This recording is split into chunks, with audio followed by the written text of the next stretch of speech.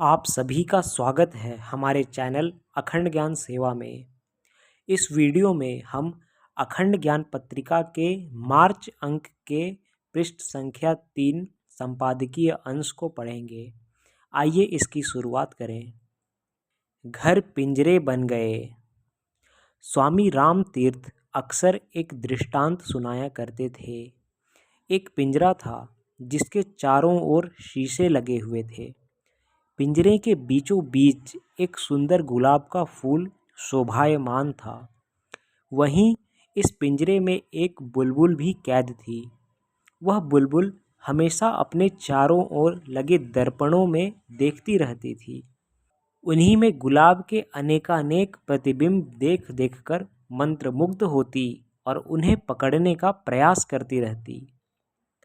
पर जब भी बुलबुल फूल की छवियों को पकड़ने के लिए उनकी ओर उड़ती, हर बार दुर्घटनाग्रस्त हो जाती, शीशे से टकरा कर आहत होती और पिंजरे के तल पर आ गिरती। बार बार चोटिल होने पर भी जब बुलबुल फूल को प्राप्त नहीं कर पाई तो वह मानसिक तौर पर निराशा के गड्ढे में जा गिरी। निरुत्साहित हो पिंजरे के एक कोने में जाकर बैठ गई। उन्हीं क्षणों में जब बुलबुल गुमसुम सी उदास होकर नजरें झुकाए बैठी थी, तभी उसकी नज़र एकाएक पिंजरे के बीचों बीच स्थित असली गुलाब के फूल पर गई। उसे देखकर वह हतप्रभ रह गई। तब उसे समझ आया कि जिस पुष्प को पाने के लिए वह इतनी आतुर थी, वह तो उसके अत्यंत समीप पिंजरे के मध्य अपनी पूर्ण आभा लिए महक रहा था।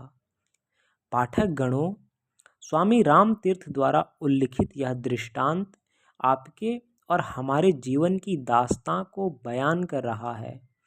एक भौतिकवादी इंसान को भी बाहर का संसार खुशियों से संपन्न प्रतीत होता है और वहीं खुशियां ढूंढने की उसकी आदत है। इसलिए ऐसे मानसिकता वाले लोगों की स्थिति भी उक्त बुलबुल जैसी हो जाती है। बाहरी माया की चमक दमक और उसके आकर्षणों की यादें उनके मानस पटल पर प्रतिबिंबित होती हैं, परंतु उपलब्ध नहीं हो पाती।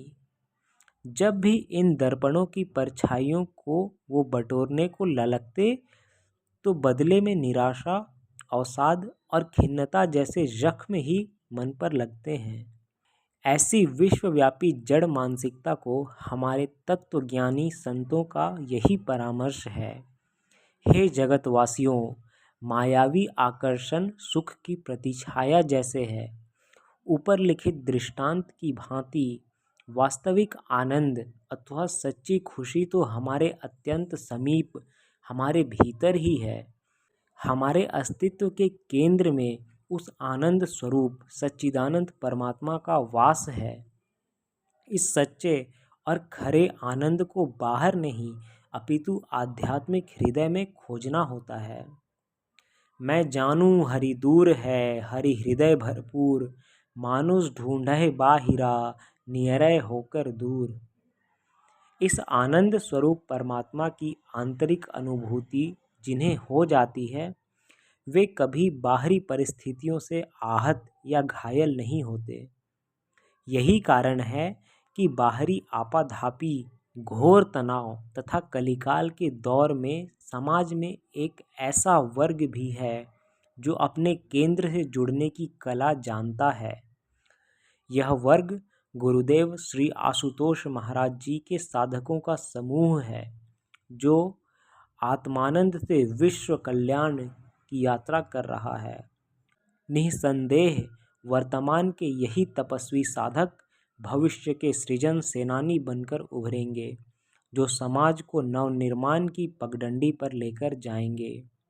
अखंड ज्ञान आपके लिए भी अपने प्रत्येक लेख के माध्यम से ऐसी प्रेरणा पहुंचाती है, जिससे आप भी सृजन सेनानी बनकर समाज के नवनिर्माण में अपनी भूमिका का निर्वाह कर सकें तथा जीवन को सार्थक बना सकें। धन्यवाद। अगर आपको यह वीडियो पसंद आया तो इसे लाइक करें, दूसरों तक पहुंचाने के लिए शेयर करें और हाँ, चैनल को सब्सक्राइब करना ना भूलें।